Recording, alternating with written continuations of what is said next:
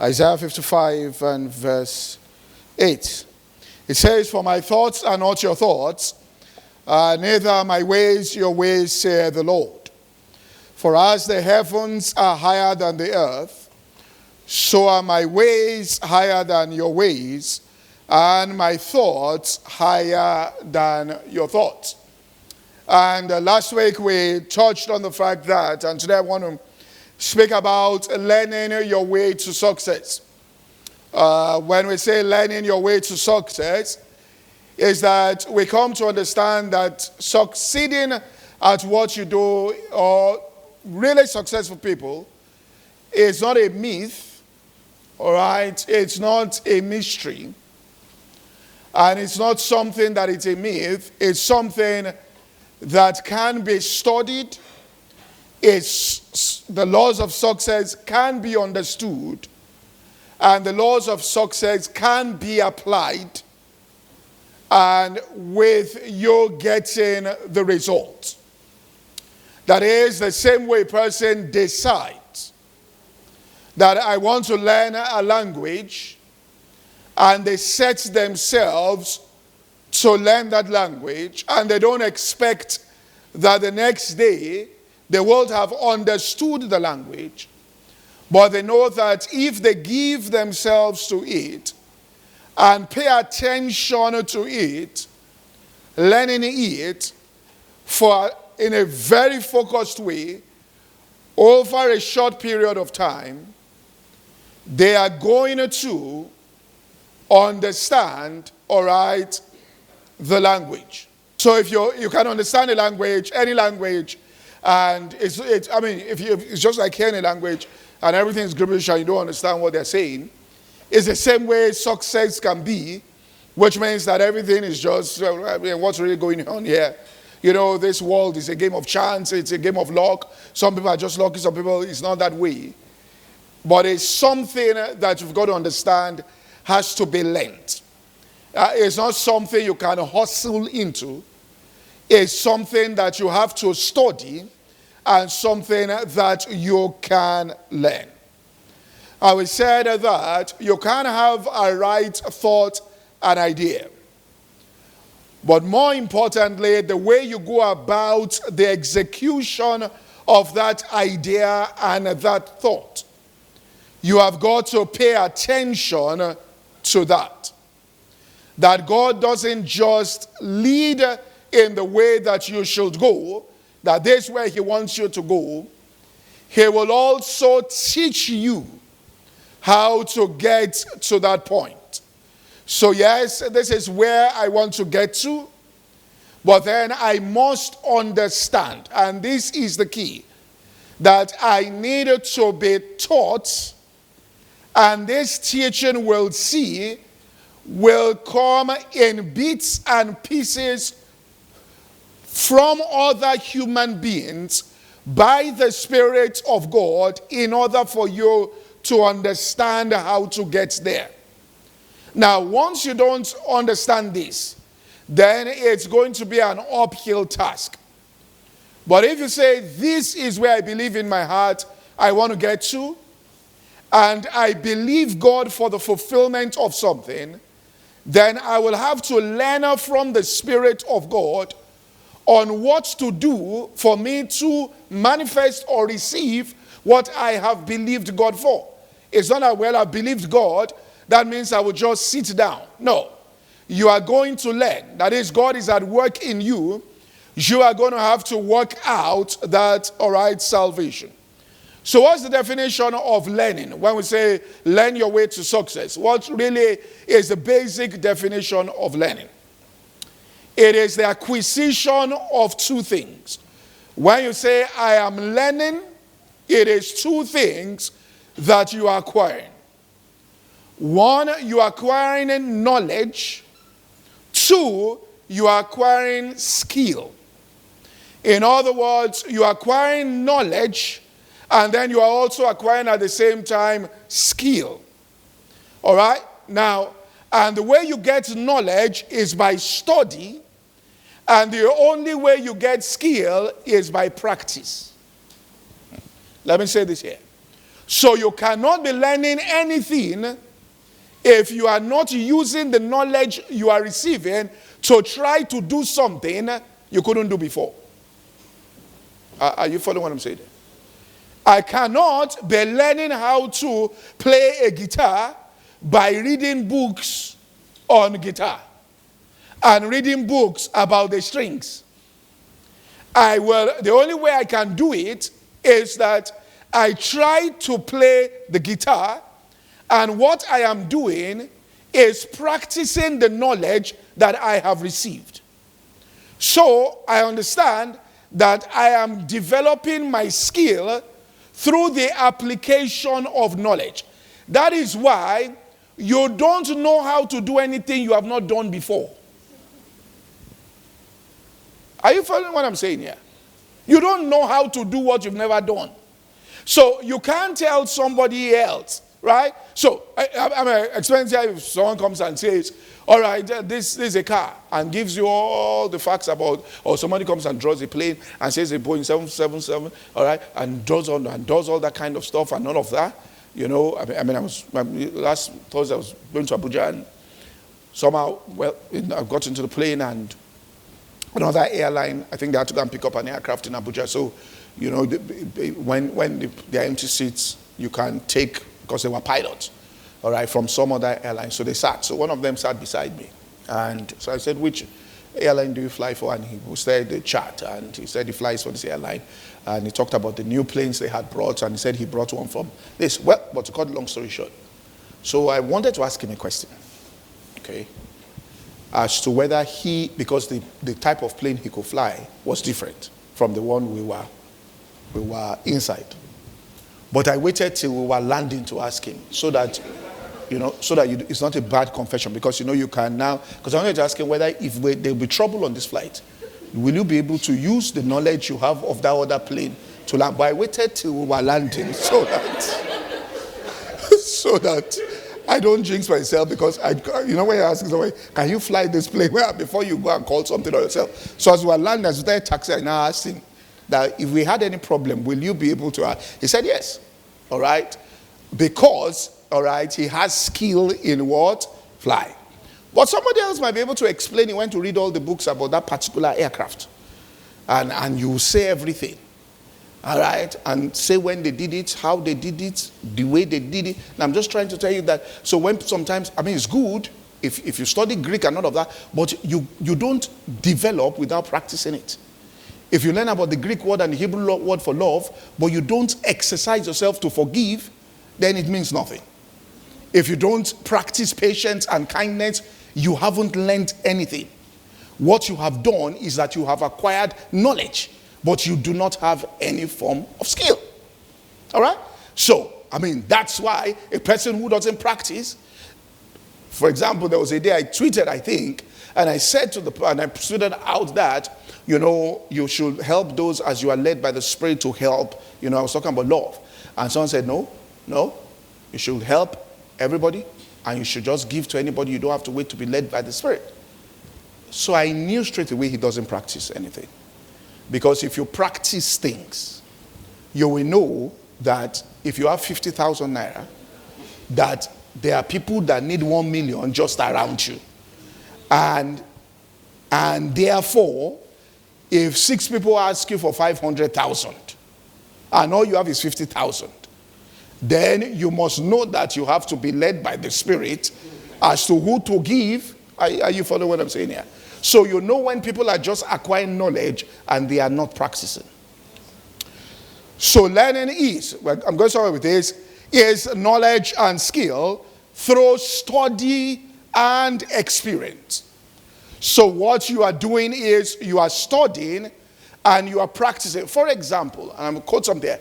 Many years ago, about 10, 11, or 20 years ago, when Jim Collins wrote the book Good to Great, and he spoke at a particular conference, Good to Great, I got the DVDs, and I listened thoroughly to Principles of Leadership, Good to Great. Today, I just looked through it just for something. All right, just a small 3-minute clip. And what I heard, I never heard it before, because I was not in that space of using that kind of knowledge when I was listening to what he was saying back then. But now, because I am using that and applying that knowledge, there is a different dimension to the way I'm hearing it. So, what I want us to understand is we will learn our way into experiences. Now, the same way, please understand this. You don't get a language the first time. Even in the application of the Word of God, you don't get all the results when you start it. So this idea that I am desperate, all right, for something and I went to God to pray, I'm desperate. Look, you learn your way. But a time will come, you'll be having 100% results always. But at the beginning, you are not going to get it that way. So the sooner you start practicing it on issues every day before Goliath comes. Do you get what I'm saying here? Practice it on the bear and the lion where you don't have to. It's not a matter of life and death. The bear can go with the sheep. You are okay. But you decided to practice it because when the day comes where it's life and death, you must know what to do. When David faced Goliath, he said, I haven't proven something, which means he had skill. This man had used it. Which means he had used that sling and stones in the past that showed that he had used that particular thing. And the Bible speaks about the fact that in the book of Hebrews, he said, those who threw by reason, he says that some people are babes because they are unskillful in the word of righteousness. And he says strong meat for when it, all right, okay, for everyone that useth milk is unskillful. In other words, they haven't practiced this thing. All right, unskillful in the word of righteousness, for he's a babe. But strong meat belongeth to them that are of full age, even those by reason of use or by reason of practice. Not just acquisition, now practice. Have their senses exercised to be able to discern. So first thing I want to establish here is how do you learn? You learn by knowledge and by what? Practice. So what you should be practicing is at your level. For example, there was a time I went to Reverend Miko, this many years ago, this was in the 80s, and he had this big book on management and all that, and I said, let me read this book. He snatched it for me. You don't need it. All right?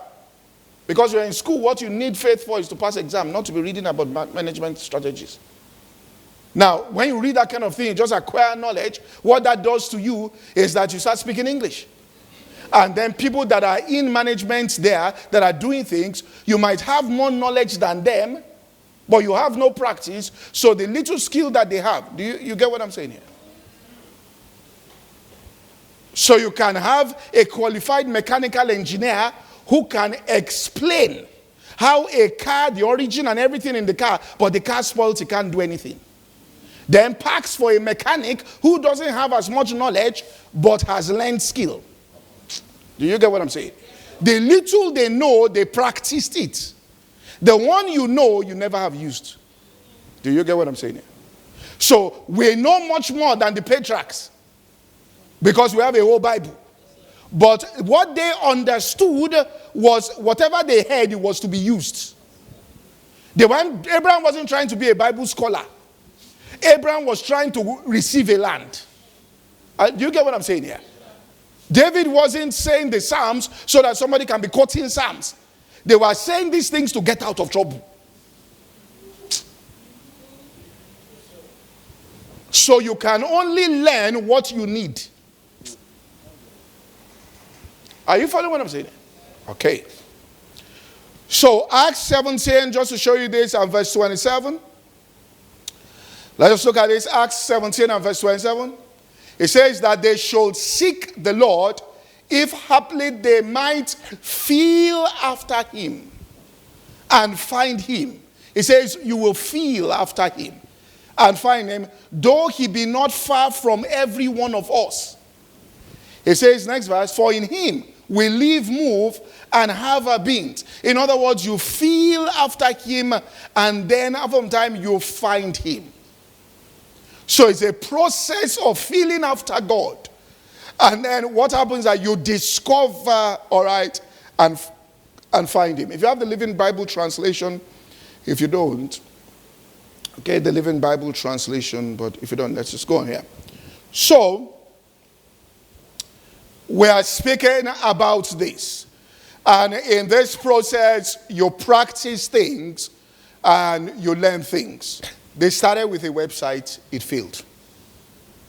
Are you following what I'm saying? But the vision was correct.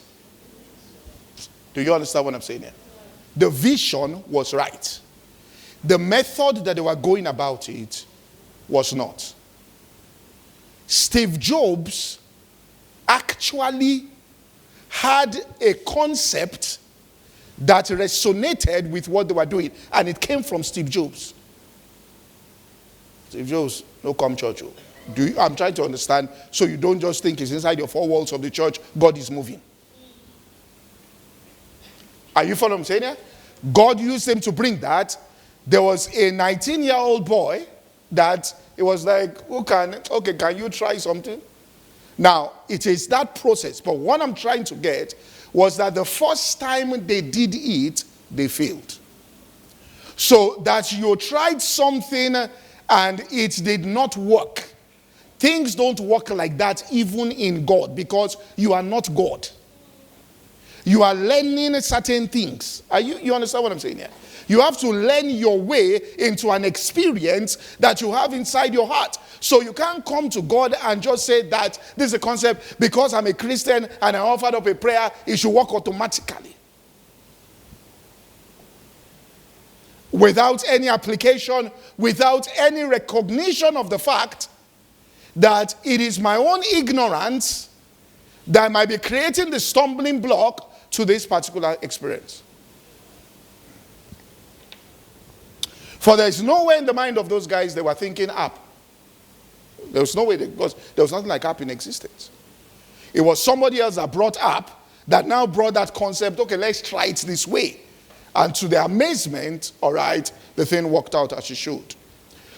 So God not only tells you, so this is what I've got to understand, what to do, but God now is interested and in the business of showing you what to do. And the reason why many fail is not that what you have in your heart, all right, is not God's will for your life. Now we take it and just shock it to, well, it's not God's will for me. I'm going to look for God's will for my life and all of that, and just shock it to that. Listen, so provided what you are bringing out is not damaging anybody's life, is not stealing from anybody, is not depriving a person of anybody, is not harmful to anybody, and it will be of benefit to people, even if it's 3 people, you can go ahead with it. Are you following what I'm saying? God, in his infinite wisdom, will use what you are trying to do to fulfill his own will. Leave that one to God. If what you want to do is to catch fish, to feed your family, God will use that to lead you into what he wants you to enter into. So God also tells us. So Noah heard about building the ark. Look at the specific instructions God gave him. I'm sure how to do it. Genesis 6 and verse 13. And God said unto Noah, the end of all flesh is come before me, for the earth is filled with violence through them, and behold, I will destroy them with the earth. Verse 14. Make thee an ark of gopher wood. Rooms shalt thou make in the ark. Thou shalt pitch it within and without with pitch. Then it says, and this is the fashion where thou wilt make it. The length of the ark shall be 300 cubits. The breadth of it shall be 50 cubits. The height of it shall be 30 cubits. Now, you miss any of these things in terms of the dimension of the ark, and what's going to happen is when the flood comes, you are going to sink. So you got the issue right of an ark, but you also have to get specific instructions from God. God has to teach you how that thing will happen. All right? So it's not just that you can even have an open vision where an angel came and said, my son, my daughter, my child, this is what you are supposed to do. You still have to be taught on how that thing will come to pass. So when you have what you want to do, all right, now take time. Is what I want to share.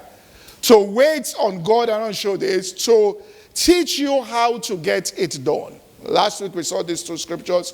Matthew chapter 11 and verse 28. It tells us, Matthew 11, 28. It says, come unto me all ye that labor.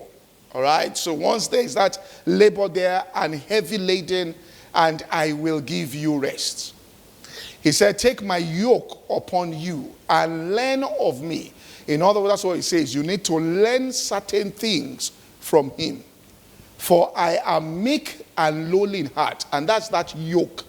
All right. To be meek there and lowly, to have that disposition. He says, and you shall find rest in your soul.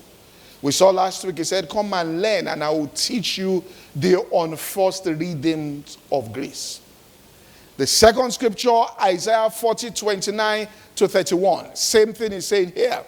It says, he giveth power to the faint, that's tired, and to them that have no might he increaseth their strength. Even the youth shall faint and be weary, and the young men shall utterly fall. But listen, those that fall, those that are tired, those that are weary, those that are laboring, it says, but they that wait upon the Lord, he shall renew. The word renew is exchange their strength. If you wait upon the Lord and go to the Lord in prayer about that thing, and understand that if I try to do this thing and it's so difficult, I try to do this thing and I'm weary and I'm tired, then what I need to do is to go and wait on God concerning it. He said he shall renew their strength. And what will happen is they will mount up with wings as eagles. He says they will run and not be weary. And then he says, and they shall walk and not faint. So what you have to do is to wait on God. All right, concerning that particular thing. And waiting on God means I now take time in prayer to ask God. Because if you look at verse 28, it will tell us what the problem was, understanding. It says, all right, hast thou not known, hast thou not heard, the everlasting God, the creator of the ends of the earth, fainteth not, neither is he weary. There is no searching his understanding. In other words, anybody that faints and is weary, it means you lack the understanding of what you want to do. So you go to meet him, to wait on him, for him to give you an understanding. And that's what your prayer is. Give me an understanding of this particular thing. Let me understand it.